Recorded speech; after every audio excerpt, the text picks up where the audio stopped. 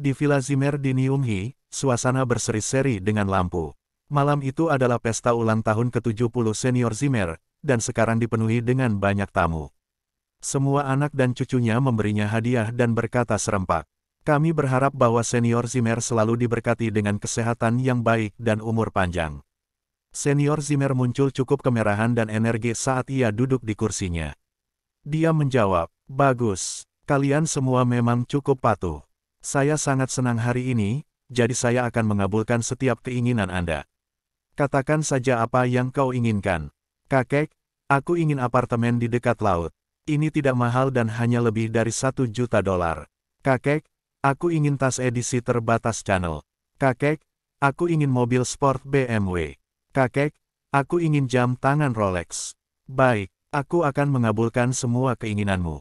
Senior Zimmer memberi mereka janjinya tanpa ragu-ragu. Anak dan cucunya yang meminta hadiah sangat gembira. Mereka hampir berlutut di lantai dengan rasa syukur. Melihat ekspresi wajah mereka, Senior Zimmer juga senang. Dia merasa bersyukur. Pada saat itu, menantu dari Zimmers Harvey York, tiba-tiba melangkah maju dan berkata, "Kakek, bisakah kamu membelikanku skuter? Lebih mudah bagi saya untuk pergi dan membeli beberapa sayuran." Pada saat itu, semua orang dari Zimmers terkejut. Hampir semua orang tercengang saat mereka memandang Harvey dengan tak percaya. Apakah menantu kehilangan akal sehatnya? Kesempatan macam apa itu? Bagaimana bisa seorang menantu meminta sesuatu? Selain itu, dia bahkan tidak menyiapkan hadiah untuk Zimmer senior selama pesta ulang tahun. Bagaimana dia bisa begitu tidak tahu malu untuk meminta sesuatu dari senior Zimmer? Dia bahkan tidak meminta apa-apa selain skuter. Apakah dia ingin mempermalukan senior Zimmer dengan sengaja? 3 tahun lalu, mereka tidak tahu di mana nenek Zimmer menemukan seorang pria bernama Harvey. Dia memaksa cucu tertuanya untuk menikah dengannya. Saat itu, Harvey adalah orang miskin dan tidak berbeda seperti pengemis. Namun, pada hari pernikahan mereka, nenek Zimmer meninggal dunia. Ini adalah pesan dari York. Harvey sedikit mengerutkan kening. York adalah keluarga paling berpengaruh di South Light. Pada awalnya, Harvey adalah pewaris yang sah. Tapi 3 tahun lalu, seseorang dalam keluarga salah menuduhnya dan mengklaim bahwa ia telah menggelapkan dana perusahaan. Karena itu, identitasnya sebagai pewaris mereka dihilangkan. Seluruh keluarga York memiliki pendapat yang sama dan Harvey langsung tidak diakui. Selanjutnya, orang tuanya langsung dikirim ke luar negeri dan dia belum pernah bertemu mereka sejak itu. Ketika dia meninggalkan York 3 tahun lalu, dia tidak memiliki 1 sen pun dengannya. Pukulan hebat itu membuatnya trauma, dan dia jatuh sakit parah. Untungnya, nenek Zimmer cukup baik untuk membawanya masuk. Dia bahkan mengizinkannya menjadi cucu mertuanya, jadi dia tidak harus mati dengan tragis. Namun, meskipun ia menikah dengan Mandy selama 3 tahun sekarang, mereka hanya menikah dalam nama dan tidak dalam kenyataan. Jika Zimmer tidak mencoba melindungi reputasi mereka, Harvey mungkin bahkan tidak memiliki kesempatan untuk tidur di ruang kerja. Sekarang sudah 3 tahun penuh. Harvey berpikir bahwa dia sudah terbiasa dengan kehidupan seperti itu. Faktanya, dia tidak lebih dari menantu laki-laki yang dibawa oleh Zimmer.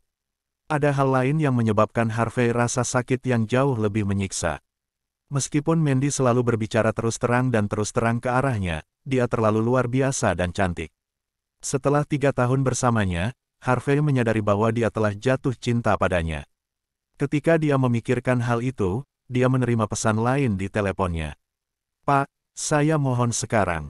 Tolong bantu kami. Bukankah Anda membeli beberapa saham tambang emas 3 tahun lalu? Baru-baru ini, seseorang menemukan bahwa ada sejumlah besar emas di tambang emas itu. Sekarang, harga saham tambang emas itu telah meningkat pesat. Sekarang, dana perusahaan telah terputus dan kami membutuhkan bantuan Anda segera. Kalau tidak, keluarga kita akan hancur." Harvey bingung. Dia tertegun untuk sementara waktu. Selama tahun itu, dia menginvestasikan puluhan juta dolar untuk tambang emas itu. Itu juga alasan mengapa York mengklaim bahwa dia telah menggelapkan dana perusahaan, dan akibatnya dia tidak diakui. Itu bahkan belum 3 tahun, dan mereka menemukan bahwa itu tambang emas itu syarat dengan sejumlah besar emas, dan karenanya sangat meningkatkan harga sahamnya juga. Saat berikutnya, Harvey dengan cepat mengeluarkan kartu bank hitam. Kartu hitam itu telah ditinggalkan selama 3 tahun. Itu adalah alat yang bisa menandakan prestise seseorang di seluruh dunia. Dikatakan bahwa itu siapapun yang memiliki kartu itu, akan memiliki semua permintaan mereka diberikan dimanapun mereka berada. Dia segera menghubungi hotline layanan pelanggan 24 jam di kartu. Dia mendengar suara wanita manis di ujung telepon. Tuan York yang terhormat, selamat siang. Boleh aku tahu jika ada sesuatu yang bisa kubantu? Tolong bantu saya untuk memeriksa saldo di akun saya. Tidak masalah. Tolong tunggu sebentar, katanya sopan. Saat berikutnya, suaranya jelas tersendat dan dia terdengar terkejut. York, saldo di akun Anda sangat luar biasa sehingga dikunci untuk tujuan keamanan. Saya tidak bisa memeriksa Anda mengingat posisi saya.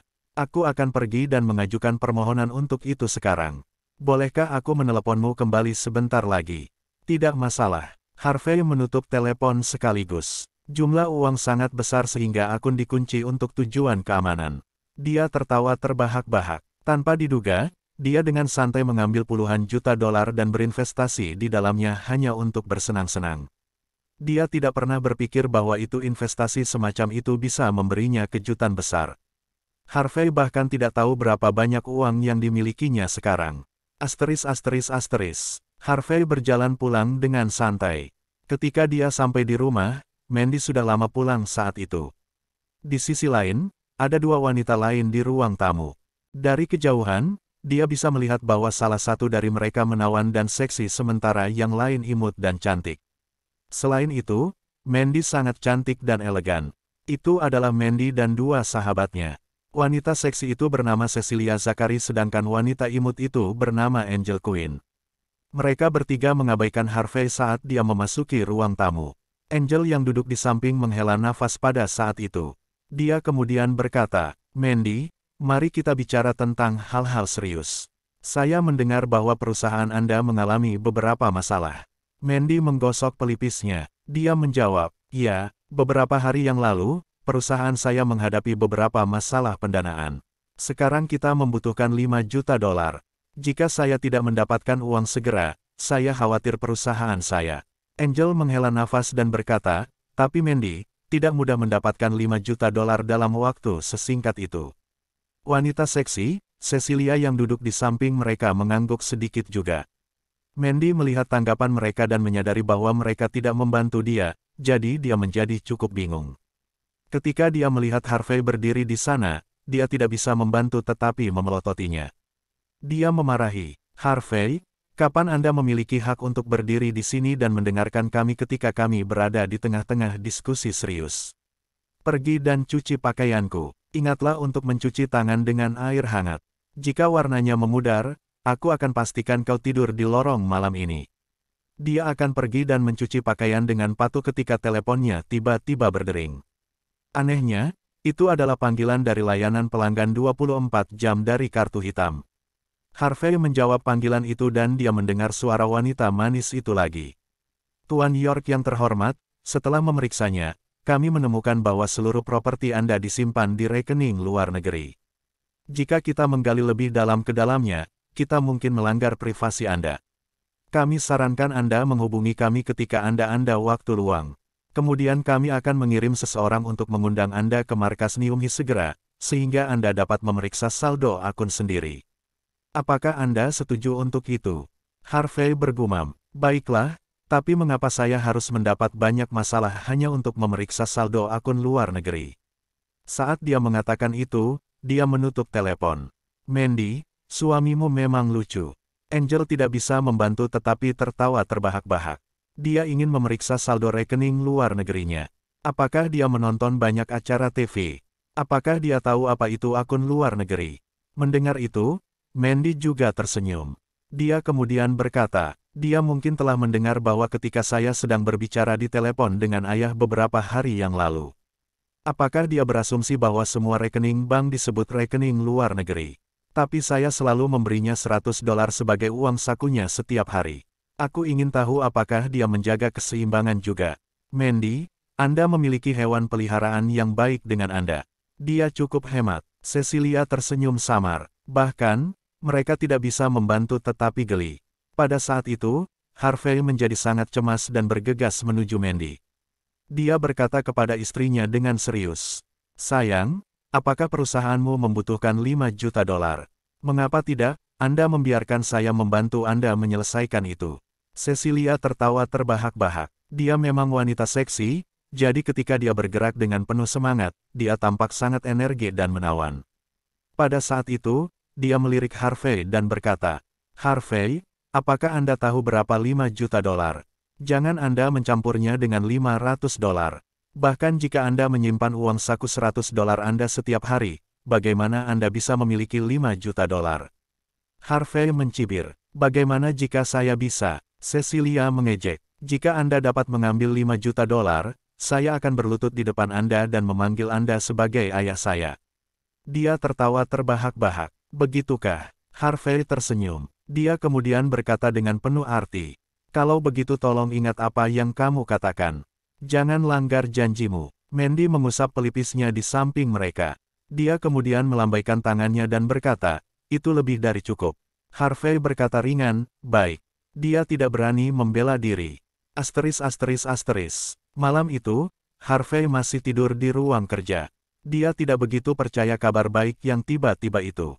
Ini memang bukan mimpi. Harvey tidak bisa membantu tetapi menepuk wajahnya sedikit. Saya harus pergi ke bank besok untuk memeriksa berapa banyak uang yang saya miliki. Dia mengalami malam yang gelisah. Keesokan harinya, Harvey mendorong sepeda listriknya keluar pagi-pagi sekali. Anehnya, dia menemukan bahwa seseorang telah melemparkan baterai ke sana untuknya. Setelah memikirkannya sebentar, dia tahu bahwa Mandy yang melakukan itu. Yang lain dari Zimmer tidak begitu baik untuk melakukan hal seperti itu. Setelah memasang baterai, Harvey bersiap untuk pergi ke bank. Harvey, kemana kamu akan pergi pagi-pagi sekali? Di balkon di lantai 3, dia melihat seorang wanita muda yang mengenakan satu set piyama lucu. Penampilannya mirip Mandy. Pada saat itu, dia menatap Harvey dengan cara yang sulit diatur. Itu adalah Cynthia. Adik, selamat pagi. Harvey mengangguk dan menyapanya dengan sopan. Siapa adikmu? Bagaimana kakakku bisa menikahi orang yang tidak berguna sepertimu? Jika itu aku akan mencekikmu sampai mati di malam pernikahan. Cynthia tampak dingin. Dia dengan santai melemparkan folder dokumen ke arahnya.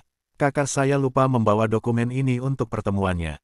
Kirimkan padanya. Jika Anda terlambat, Anda tahu apa yang akan terjadi pada Anda. Tak dapat disangkal, meskipun Cynthia hanya seorang anak yang sulit diatur di sekolah menengah, dia masih mewarisi gen yang sangat baik dari Zimmers. Dia memiliki pinggang ramping dengan kaki ramping. Dia memang cukup menawan. Harvey mengambil folder dokumen dari tanah dalam keadaan linglung. Menikah dengan Mandy selama 3 tahun sekarang, dia tidak pernah mengizinkannya pergi dan menemuinya di perusahaan karena takut dia akan dipermalukan olehnya. Sekarang dia memintanya untuk mengiriminya dokumen. Apakah itu mimpi? Pergilah segera. Melihat Harvey linglung, Cynthia marah. Semua saudaraku, kakak ipar yang tinggi dan tampan. Beberapa dari mereka bahkan lembut dan elegan. Tapi mengapa saudara iparnya seperti pengecut yang tidak berguna? Dia bahkan tidak tahan untuk melihatnya. Setengah jam kemudian, Harvey mencapai perusahaan Mandy. Saat dia akan masuk melalui pintu masuk, seorang pengawal menghentikannya dengan tongkat setrum tiba-tiba. Pengawal itu berkata dengan dingin, pergilah. Kami tidak menerima pengemis di sini. Harvey baru saja bangun, dan dia tidak berhasil membersihkan dirinya terlebih dahulu. Selain itu, dia mengenakan t-shirt dan celana pendek dengan tambalan di atasnya. Dia tampak seperti pengemis di jalan. Namun, Harvey terbiasa dengan hal semacam itu. Dia tersenyum dan berkata, Tuan, saya di sini untuk mengirim dokumen kepada istri saya. Apakah Anda memiliki istri? Pengawal itu curiga. Apakah itu wanita pembersih Sarah atau pekerja yang bekerja di dapur belakang, Lily? Istri saya Mandy, kata Harvey. Pengawal itu tertegun. Segera, dia tertawa terbahak-bahak. Aku mengerti, kau menantu Zimmers. Dia tidak bisa berhenti tertawa. Harvey menggelengkan kepalanya. Tidak pernah terpikir olehnya bahwa dia cukup terkenal. Itu sudah cukup. Berikan dokumennya. Nona Zimmer meminta saya untuk mengambil dokumen dari Anda jika Anda di sini, kata pengawal itu. Tidak, Harvey menggelengkan kepalanya dengan tekad. Adik ipar saya mengatakan bahwa itu cukup penting, jadi saya perlu untuk menyerahkannya kepada istri saya secara pribadi. Bisakah kamu minggir? Kamu, pengawal itu menunjuk Harvey tanpa daya. Apakah dia gila? Apakah dia tidak tahu bagaimana Zimmer tidak menyukainya? Selain itu, dia berpakaian seperti ini. Apakah dia tidak takut merusak citra perusahaan? Sementara mereka berbicara satu sama lain, mereka mendengar suara menggelegar keras dari mesin mobil dari belakang mereka tiba-tiba. Segera, BMW seri 5 terlihat diparkir di samping sepeda listrik Harvey setelah manuver drift berkecepatan tinggi. Kemudian, mereka melihat Don keluar dari mobil dengan buket mawar di tangannya. Senang melihatmu di sini, Tuan Sander. Memperhatikan Don, pengawal sombong itu segera tampak ramah dan menyanjung. Dia segera berkata, Tuan Sander, silakan berjalan ke arah sini. Nona Zimmer sudah lama menunggumu di kantor. Don mengangguk padanya. Dia kemudian berbalik dan masuk ke perusahaan tanpa melirik Harvey. Harvey juga akan memasuki perusahaan. Namun, pengawal itu mengangkat tongkat setrumnya dan menghalangi jalan Harvey lagi. Apa maksudmu? Mengapa dia diizinkan masuk ke perusahaan dan saya tidak? Harvey menatap pengawal itu dan bertanya. Pengawal itu menghela nafas dan berkata, Harvey, kamu hanya menantu. Bagaimana Anda bisa dibandingkan dengan Mersander? Lihat, parfum dan mawar di tangannya tentu biaya lebih dari beberapa ratus dolar. Apakah Anda memiliki uang sebanyak itu? Dari apa yang bisa kulihat, kau akan segera berhenti menjadi menantu mereka. Harvey tertegun untuk sementara waktu. Dia kemudian mengerutkan kening dan bertanya, apa maksudmu? Apa yang saya maksud? Apakah Anda bodoh atau Anda memasang acara di sini? Insiden yang terjadi malam sebelumnya tersebar di seluruh kota. Semua orang tahu bahwa Tuan Sander sedang mengejar Nona Zimmer. Mereka adalah pasangan yang sempurna. Mereka milik satu sama lain. Lihatlah dirimu sendiri. Kau tampak begitu menyedihkan dan tidak berguna. Aku bertanya-tanya mengapa Nona Zimmer setuju untuk menikahimu di tempat pertama. Pengawal itu menegurnya. Sementara itu, lift di lobi perusahaan dibuka. Mandy berjalan keluar dari lift dengan gaun bermotif bunga, terlihat sangat menawan dan cantik. Pada saat itu, dia melihat Don. Dia tersenyum dan mengangguk padanya. Dia kemudian berkata, Tuan Sander, saya sudah menunggu Anda selama beberapa waktu. Don menyipitkan matanya, dan kilatan keserakahan terlihat jauh di matanya. Itu hampir tidak dapat dibedakan. Dia menjilat bibirnya tanpa sadar dan menyerahkan buket bunga dengan anggun. Dia tersenyum dan berkata, beberapa orang mengatakan bahwa hadiah yang luar biasa harus diberikan kepada orang-orang yang pantas mendapatkannya. Mandy, kau secantik bunga. Jadi hanya Anda yang pantas mendapatkan buket bunga ini. Mandy sedikit mengerutkan kening. Dia masih ingat kejadian yang terjadi malam sebelumnya. Don telah melamarnya di depan semua orang, dan sekarang seluruh insiden diketahui di Nyung-hee. Sekarang, dia bahkan mengejarnya dengan cara yang sangat berani. Awalnya, Mandy enggan bertemu Don. Tetapi perusahaannya sangat membutuhkan sejumlah dana sekarang, jadi dia tidak punya pilihan selain meminta bantuan Don. Memikirkan hal itu, Mandy tersenyum dan berkata, Tuan Sander, Anda menyanjung saya. Saya mengundang Anda hari ini dengan keramahan seperti itu karena saya ingin menegosiasikan kesepakatan bisnis dengan Anda. Bagaimana saya bisa mengambil hadiah dari Anda? Don tersenyum gembira dan berkata, ini bukan masalah besar, dan itu tidak berarti banyak. Mandy, Anda mengatakan bahwa Anda tidak ingin hadiah saya. Apakah Anda berpikir bahwa itu tidak cukup baik? Bagaimana dengan ini? Saya akan meminta seseorang untuk mengirim beberapa bunga mawar dari Praha. Bagaimana dengan itu? Anda tidak harus melakukan itu. Produksi mawar di Praha tidak bagus tahun ini. Saya mendengar bahwa mawar yang mereka tanam di sana harganya lebih dari $1.000 per mawar. Itu tidak terlalu berharga. Mandy menggelengkan kepalanya. Meskipun dia memuja mawar di sana, dia tidak bisa membantu tetapi menemukan harga yang tidak masuk akal. Lebih dari $1.000 per mawar, mata Don sedikit berkedut. Tentu saja, saya tidak bisa hanya menyajikan mawar untuknya. Saya memiliki lebih dari 100 mawar di sini di tangan saya.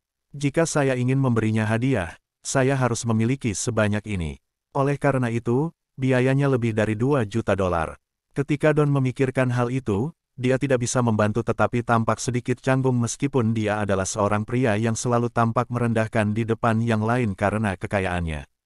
Namun, pada saat itu, Harvey yang berdiri di luar lobi berhasil melewati pengawal dan menerobos masuk ke lobi tiba-tiba. Dia menyambar buket bunga di tangan Don dan melemparkannya ke lantai. Sayang, jangan mengambil sesuatu dari orang lain. Jika Anda suka mawar, saya akan membelinya untuk Anda. Ini hanya mawar belaka. Tanpa sadar, Harvey menjadi cukup berani. Dia meraih tangan Mandy yang lembut dan kecil dan menyeretnya ke arah lift. Harvey, lepaskan aku. Omong kosong macam apa yang kau katakan? Mandy menegurnya dengan lembut. Mereka saat ini berada di lobi perusahaan, dan itu penuh sesak. Tentu saja, dia tidak bisa membodohi dirinya sendiri mengingat dia adalah CEO di sana. Jadi dia secara tidak sadar ingin melepaskan tangannya, tetapi tangannya dipegang erat oleh Harvey. Bajingan, kembali ke sini. Awalnya, Don merasa sedikit canggung. Sekarang, dia diliputi murka yang dalam. Bahkan, dia memilih buket bunga itu dengan sangat hati-hati karena harganya lebih dari $1.000. Dia pasti akan marah mengingat itu dilemparkan ke lantai begitu saja. Yang lebih penting di sini adalah bajingan itu memegang tangan Dewi saya. Aku bahkan belum bisa memegang tangannya. Kau merusak bungaku. Apakah Anda mampu mengimbangi itu? Siapa kau? Don menamparkan pintu lift dengan tangan kirinya dan memaksa pintu terbuka lagi. Sialan. Anda lebih baik memberi saya penjelasan sekarang. Jika tidak, Anda harus membayar harga yang mahal untuk itu. Penjelasan. Mengapa saya harus memberikan penjelasan? Harvey berkata dengan dingin. Pertama, Mandy adalah istriku. Tolong menjauhlah darinya. Jika Anda ingin membuat keributan, pergilah ke tempat lain. Kedua, jika istri saya menyukai mawar, saya akan membelikannya untuknya. Dia sangat cantik. Bagaimana bisa hal-hal sederhana dan murah seperti itu cocok untuknya? Aku akan mengiriminya mawar dari Praha malam ini sendiri. Apa yang bajingan ini? Apakah Anda terbelakang mental atau sekadar bodoh? Satu mawar dari Praha harganya lebih dari $1.000. Saya mendengar bahwa Anda meminta skuter dari Zimmer Senior kemarin. Kau tidak memiliki apa-apa. Bahkan jika Anda menjual ginjal Anda bahkan tidak mampu untuk membeli salah satu dari mereka. Mengapa kau begitu berani memasang pertunjukan di sini? Don tampak dingin. Dia menikmati status istimewa di York Enterprise. Bagaimana bisa menantu seperti dia berbicara padaku seperti ini? Selain itu, hal yang paling membuatnya marah adalah insiden di mana Harvey menghancurkan bunganya dan menyeret Mandy ke dalam lift. Apa sih yang ingin dilakukan si bajingan ini? Memikirkan hal itu, Don tiba-tiba tersenyum dingin. Dia tampak begitu yakin pada dirinya sendiri. Mandy, bukankah kamu membutuhkan $5 juta untuk dana perusahaanmu? Aku bisa membantumu dengan itu.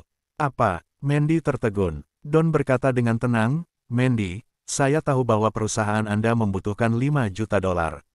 Untungnya, saya memiliki jumlah seperti itu di tangan saya, dan itu bisa digunakan sebagai dana untuk investasi.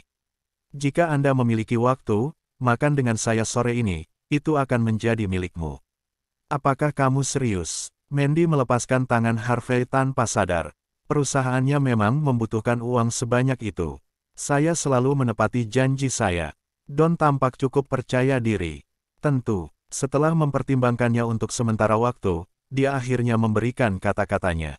Jika dia tidak mendapatkan dana tersebut, perusahaannya kemungkinan besar akan bangkrut. Ayo pergi, Mandy. Kita bisa mendiskusikan proyek dan di mana kita akan makan siang nanti, kata Don sopan. Sayang, kau tidak bisa pergi bersamanya. Sebelum Mandy bisa berbicara, Harvey menatap Don dengan marah. Ekspresi wajahnya memburuk. Don, aku memperingatkanmu. Anda lebih baik tinggal jauh dari istri saya. Don mencibir. Bagaimana bisa menantu yang tidak berguna memutuskan tentang ini? Mengapa? Apakah Anda takut dia akan menipu Anda? Don tersenyum samar pada saat itu. Kau buka apa-apa? Apakah Anda berpikir bahwa Anda dapat mengubah nasib Anda? Ekspresi wajah Harvey berubah, dan dia ingin mengatakan lebih banyak. Tetapi pada saat itu, Mandy berjalan keluar dari lift dan berkata dengan dingin, Harvey, jangan tidak masuk akal. Apakah saya tidak masuk akal? Harvey tertegun. Apakah kamu tahu betapa pentingnya investasi ini bagi saya? Mandy memandang Harvey dengan kecewa. Jika dia lebih mampu, saya tidak harus seperti ini. Dia menghela nafas dan mengikuti Don keluar dari lobi perusahaan. Dia kemudian masuk ke BMW. Sayang, melihat Mandy masuk ke mobil Don, dia bergegas mengejarnya dengan cepat. Dia kemudian berkata, Sayang, jangan pergi bersamanya. Aku punya uang. Aku akan memberimu 5 juta dolar. Harvey, kenapa kamu tidak pergi dan mencari pekerjaan? Jangan melamun di sini. Mandy menghela nafas. Tapi, Harvey hendak mengatakan sesuatu lagi. Don sekarang berjalan ke arahnya. Dia menepuk bahu Harvey dan berkata dengan sungguh-sungguh, "Ada apa? Apakah Anda mencari pekerjaan mengingat bahwa Anda hanya orang yang tidak berguna? Apakah Anda membutuhkan saya untuk merekomendasikan satu untuk Anda? Untungnya, perusahaan saya membutuhkan pembersih. Apakah Anda ingin mencobanya? Anda akan dibayar sekitar 200 dolar setiap bulan. Aku akan membayar Anda 50 dolar lebih sebagai subsidi Anda demi Mandy." Bagaimana dengan itu? Don berkata dengan serius, York Enterprise dimiliki oleh York. Tidak mudah untuk memasuki perusahaan besar seperti itu. Jangan lewatkan kesempatan seperti ini. Anda harus memikirkannya dengan cermat. Harvey mendorong tangan Don dan berkata dengan dingin, "Saya tidak membutuhkan itu." "Oh, betapa tidak bersyukurnya kamu." Don menggelengkan kepalanya, dan dia tidak bisa diganggu lagi tentang Harvey. Dia membuka pintu BMW-nya dan segera masuk ke mobil. "Sayang, jangan pergi bersamanya. Aku bisa membantumu dengan 5 juta dolar itu." Harvey tidak menyerah saat dia menatap Mandy, berharap dia akan berubah pikiran. Sayangnya, Mandy mengabaikan permintaan Harvey. "Harvey, jangan berteriak lagi. Anda lebih baik tidak melamun di sini mengingat betapa miskinnya Anda. Apa yang bisa kamu bantu untuk Mandy? Apakah Anda memiliki 5 juta dolar? Apakah Anda tahu CEO York Enterprise? Anda lebih baik berpikir tentang di mana Anda harus pergi mengemis untuk uang setelah Anda ditendang keluar dari Zimmers." Don tertawa terbahak-bahak. Don menurunkan jendela mobilnya dan tersenyum jijik. Harvey berteriak, "Don, jangan terlalu sombong tentang diri Anda hanya karena Anda kaya." "Maaf, sialan, ini memang perasaan yang baik, menjadi kaya. Saya dapat dengan mudah meminta istri Anda untuk datang denganku hanya karena aku bisa. Jika saya ingin dia masuk ke mobil saya, dia tidak punya pilihan selain mematuhinya. Jika aku ingin dia menceraikanmu, dia harus bertindak sesuai dengan itu." Don tertawa terbahak-bahak. Setelah Don pergi dengan mobilnya, Harvey berdiri di pintu masuk perusahaan dengan putus asa. "Seorang manajer proyek dari York Enterprise bisa membuat istri saya masuk ke mobilnya. Bahkan dia bisa meminta istri saya untuk menceraikan saya. York Enterprise tidak lain hanyalah sebuah perusahaan di bawah York." Sialan itu. Saat dia berbicara, dia mengeluarkan telepon lamanya dan memutar nomor kontak dari hari sebelumnya. "Ini aku. Saya dapat membantu York, tetapi saya memiliki 2 syarat. Pertama, York Enterprise milikku mulai hari ini dan seterusnya. Kedua, membantu saya untuk memesan mawar terbaik dari Praha dan mengirimkannya ke Zimmer perusahaan periklanan menggunakan cara yang umumnya yang paling disukai oleh wanita." Kekuatan Dewa Perang Harvey York untuk bangkit bab 5 bahasa Indonesia, English, Melayu. Baca novel Hafel York full episode gratis. "Pak, saya akan melapor ke kepala segera. Kamu, jangan mencoba untuk tawar-menawar dengan saya. Jika tidak, aku akan menghancurkan seluruh York Enterprise." Sebelum orang di ujung telepon yang lain dapat berbicara, Harvey segera menutup telepon. Di area Gold Coast Villa, setiap villa dirancang khusus oleh desainer terkenal internasional. Dari jenis ubin keramik sampai jenis pohon, mereka semua dipilih dengan hati-hati. Itu memang bukan tempat di mana orang mampu membeli meskipun mereka kaya. Pada saat itu, Harvey sedang duduk santai di sofa di balkon. Di seberangnya adalah kepala York saat ini, Yonathan York. Dia adalah paman Harvey, dan dia adalah orang yang meminta sopirnya untuk menjemput Harvey dan memberinya tumpangan ke villa sekarang. Melihat Harvey yang riang, Yonathan tersenyum dan berkata, "Harvey, kita belum bertemu satu sama lain tahun ini. Kamu tampak jauh lebih tampan dan energik. Paman, kita tidak harus bertele-tele. Langsung saja ke intinya. Katakan padaku, bagaimana kau ingin aku membantu York? Bagaimana Anda ingin saya mengendalikan seluruh situasi?" Harvey bertanya dengan tenang, dan dia bahkan tidak melihat Yonathan. Yonathan mencibir, "Harvey, kamu pasti orang yang lugas. Lalu, aku akan jujur denganmu." Pada saat itu, Yonathan tampak sangat tidak berdaya. Dia adalah orang yang berpengaruh dan berkuasa di Niumhi. Dia bisa memberikan dampak besar pada seluruh kota hanya dengan melakukan tindakan belaka. Tapi sekarang dia tidak punya pilihan selain menjadi rendah hati dan tunduk sebelum Harvey, mengingat bahwa ia memiliki permintaan untuk membuat. Keluarga kami mengikuti tren dan menginvestasikan uang di pasar saham berjangka minyak. Akibatnya, kami menderita kerugian besar. Sekarang dana keluarga kami adalah cukup. Berapa banyak yang Anda butuhkan? Tidak banyak, hanya sekitar $1 miliar. Apa? Mata Harvey sedikit berkedut. $1 miliar. Mengapa Anda tidak pergi dan merampok bank? Mengenai itu, pemimpin York, saya masih memiliki beberapa bisnis lain untuk ditangani. Aku akan pergi dulu. Harvey segera berdiri dan hendak pergi. Harvey, Yonatan menjadi sangat cemas pada saat itu. Dia segera berkata, kami memang membutuhkan uang sebanyak ini. Jika kita tidak memilikinya, dana kita akan dipotong, dan perusahaan besar kita akan hancur. Selain itu, saya dapat memenuhi permintaan Anda. Harvey menatap jauh ke dalam mata Yonatan dan berkata dengan agak tak berdaya, aku melihat ketulusanmu.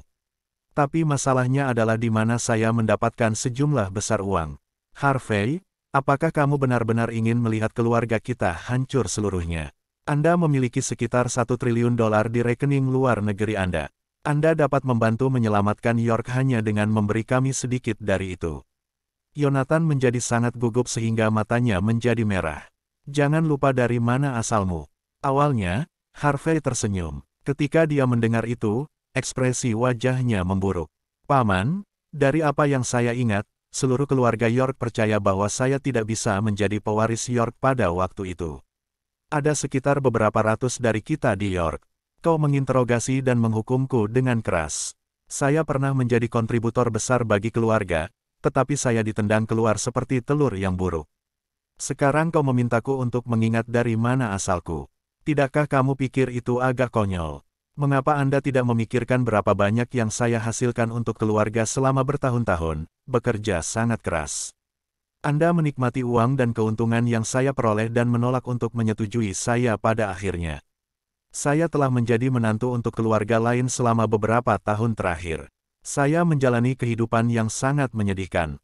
Anda bahkan tidak datang untuk mengunjungi atau membantu. Jika Anda tidak dalam krisis besar, apakah Anda masih ingat tentang pewaris sebelumnya sekarang?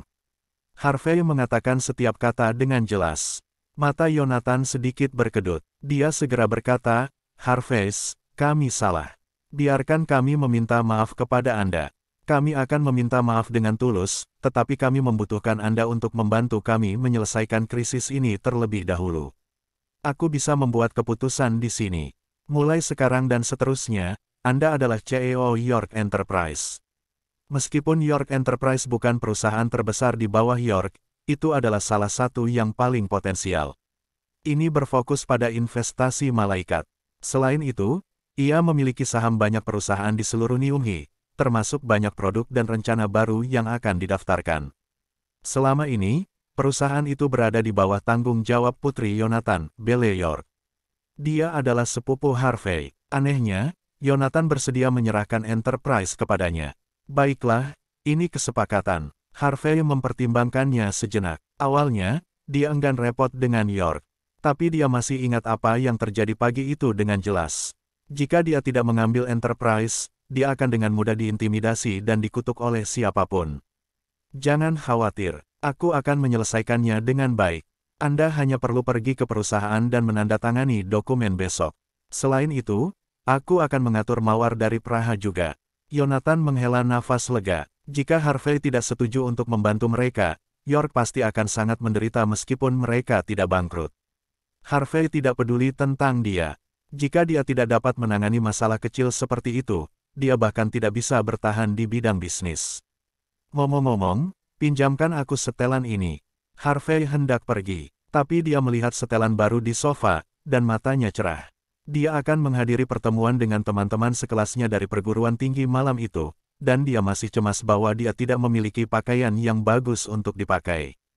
Sudah terlambat baginya untuk pergi dan membelinya sekarang, jadi dia memutuskan untuk meminjamnya dari Yonatan. Bukan apa-apa, jika Anda suka, bawa saja.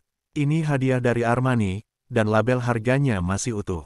Yonatan mengangguk dengan santai. Meskipun setelan itu mahal, itu tidak berarti apa-apa jika dibandingkan dengan $1 miliar.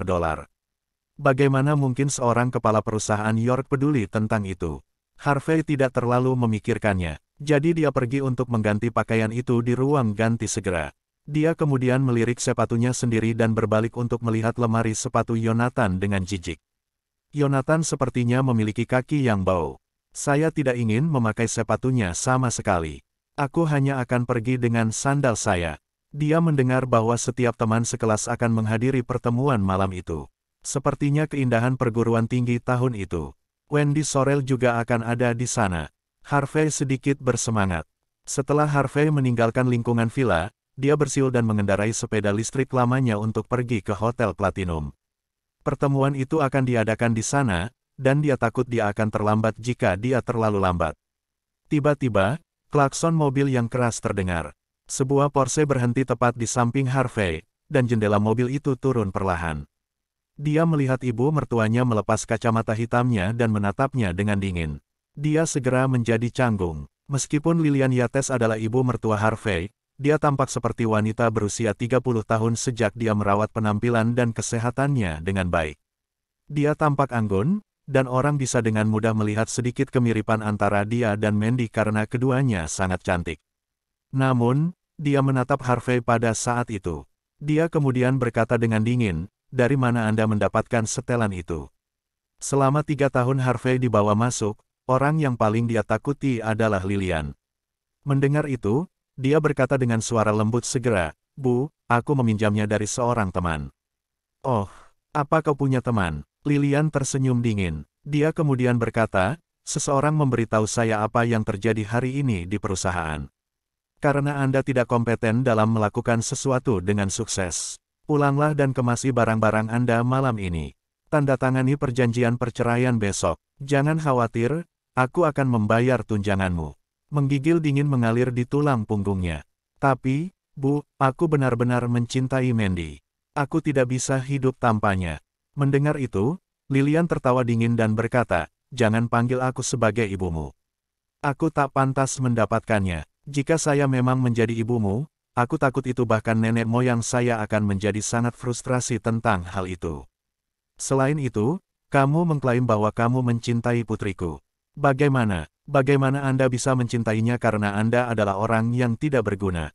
Apalagi yang bisa Anda lakukan kecuali pekerjaan rumah? Apakah Anda bahkan sadar bahwa Anda telah menghancurkan tahun-tahun utama kehidupan putri saya selama 3 tahun terakhir? Baru saja, Don menelepon saya. Dia mengatakan bahwa dia bersedia membayar $1 juta sebagai hadiah pernikahan selama saya memberinya restu saya dan membiarkan dia menikahi Mandy. Kau tahu berapa harganya? Aku takut bahwa Anda bahkan tidak yakin tentang itu."